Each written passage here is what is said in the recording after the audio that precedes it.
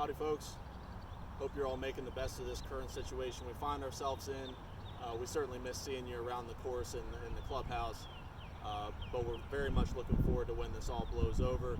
In the meantime, just to give you at least a little taste of everybody in the shop, we're out doing some instructional work, and I'm going to talk to you about chipping today. Chipping being when we take the ball through the air in a short manner and it runs out a great deal. Pitching being the flying the ball through the air more and it running out less. So we're going to concentrate on getting the ball on the ground relatively quickly today and hopefully giving ourselves something that really resembles just a long putt.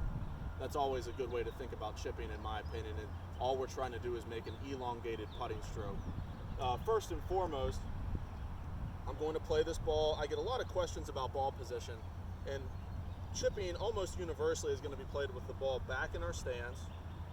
Playing the ball back further really encourages a descending blow and hopefully almost guarantees that we're going to take the ball before the turf. We're trying to get ball first contact here. Secondly, and quite possibly extremely important for the entirety of the short game, we're going to talk about connection. So what I really want everybody to try to feel is our arms are on our body.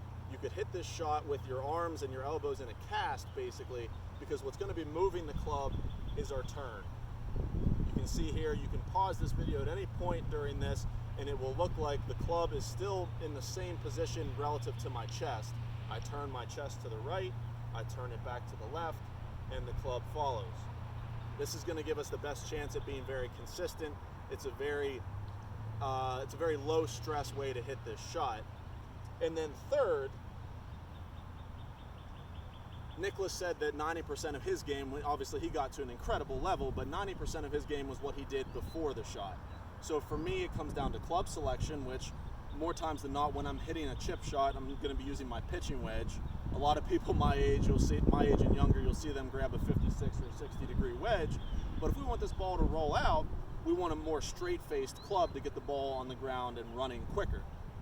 Secondly, obviously alignment is always key. If you don't know how to align your golf shots, please get in touch with me or one of our fellow professionals, because it really is important.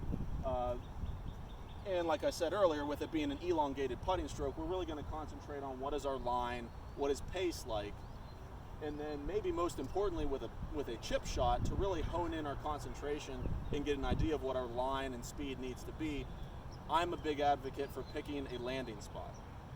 So if we're going towards our handy-dandy traffic cone there, I'm going to be thinking if the shot is roughly from here,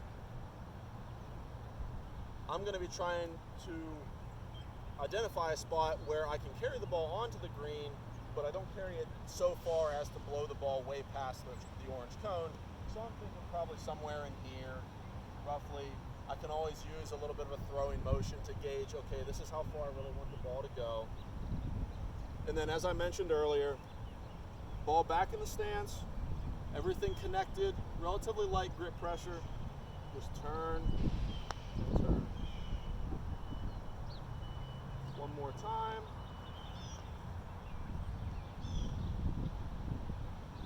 Back in the stance, light grip pressure, turn and turn. Let's hit that cone. And then just to give you a heads-on view, because I know the more views the better, you can see again, ball back in my stance, hands are ahead. At no point will I allow this club head to pass my hands. The hands are leading the entire time, and I'm just turning and turning.